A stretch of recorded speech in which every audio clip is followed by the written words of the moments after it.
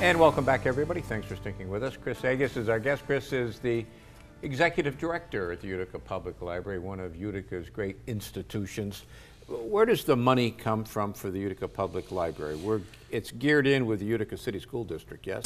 Yes. Well, we have a number of different sources. The largest revenue stream for us is the school district taxpayers vote on, we call it a 259 vote, but it is the vote is run through the school district. We also receive a good proportion of money from Oneida County, and we have state money that comes to us as one of the co-central libraries in the Mid-York library system. We have to provide certain levels of service because due to our size and our designation as a central library, we get state funding, state money through the Mid-York system, and we also have a really generous pool of donors who contribute to our annual appeal.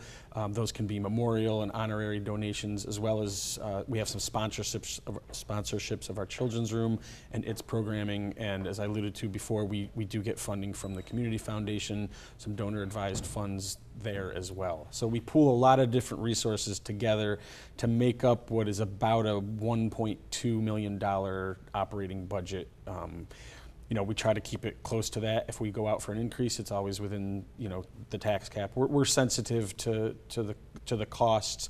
The services and using our building is essentially free for the most part, but it costs taxpayers and it costs people money to provide it. So. Speaking of services, there was a time, and you're looking at somebody who used this service a lot, and that was before computers, and it was before Google. And I can remember sitting at my desk at the Observer-Dispatch and needing to know a date or a particular bit of information. Boy, I tell you, the number of times I picked up the phone and called 735-2279. Very good. And asked for the reference librarian, and I said, what date did Horatio Seymour, what dates was he governor? Yeah. Or what was the date that Roscoe Conkling died? Stuff like that. And boy, they were always good and very cooperative and quick. Do you get those kinds of things anymore? Sure, we still do. Sometimes it's quicker and easier to call us. The thing that was really surprising when I look at the numbers over the past year, most libraries have a kind of statistically reference questions are going down. When I look at year to year over the last 2 years for the library, we actually increased the number of reference questions. The weird thing is, if you rely on the staff who's answering the question to tally what they're doing, the busier they get, the less they actually tally it. So it's not an exact science, but we were encouraged by the fact that we get more reference questions. What we get is more in-depth. You know, people have done some of the basic stuff ahead of time, and then they get stuck. And despite the fact that things are more and more digitized, there are still millions and millions of pieces of information that are not, and that's why it's important for us to have a variety of sources available and not just rely on any one source. You have an event coming up? Yes, Saturday, August 18th, we have what's called Fandemicon. This is our third time doing it. It's a family-friendly pop culture convention, so kind of a Comic-Con in our space. We have some cosplay stuff going on. We have, I think there's trivia going on. There's graphic artists. I believe there's going to be some Transformers on the front lawn. There's a whole bunch of stuff. I don't want to say everything that's going to be there because we want people to come in and discover be a little bit surprised. We also have, as part of our summer reading program, a scavenger hunt that it's involving other libraries in the area now, so it's not just public libraries.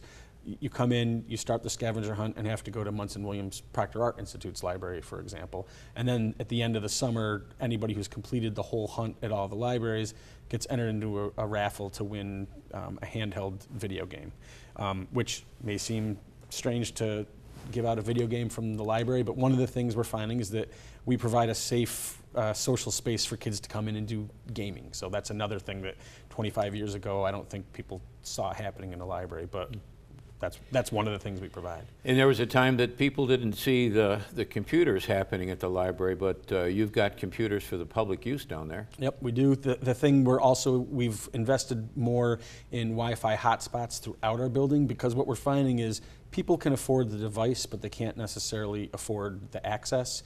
But people want to, as I said before, come to a different space to enjoy it. And also, if they're not able to pay for broadband and everything else, we provide it. That's what we funnel the community's money into, so that the community continue to use our space. Now, your big effort just recently was the children's library. Do you see any other big efforts on the horizon, Chris? Yes, I think part of the fun about this job in the library is that if we continue to improve the spaces, we'll continue to attract users. One of the things down the line that I would like to do is really focus on making our building truly accessible. We have an elevator that allows people to get everywhere they want to get, but they sometimes will need staff assistance to do so. So to make us truly accessible would probably be the next big project. How that takes shape and form, I'm not sure, but that's something we're looking into. Now, digitalization, that's everything these days. New York Public Library has had for a long time a project digitalizing their stuff. Where's the Utica Public Library in that? We have a modest number of our resources that we have digitized. It's funny, just a little aside, I spoke with our microfilm producer, supplier this morning. Essentially next year, microfilm on the reels is going away, and it's going to be purely digital. So the thing is, the OD, I think pre-1952, hasn't been digitized, and the OD is much older than 1952.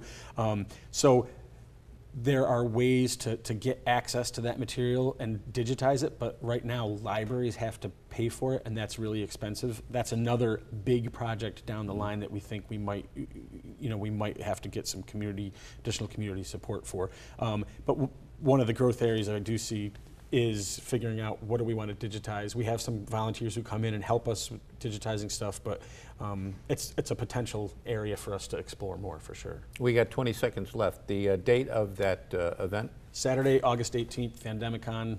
It's from 10 to 4 at Utica Public Library. It's going to be a great time. And then the summer reading program? Summer reading program ends, I want to say the middle of, right around that time. We have a reading program, ice cream party to celebrate what we did all summer. And all that would be on your website?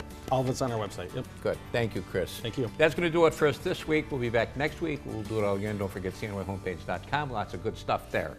Till next time, take care, everybody.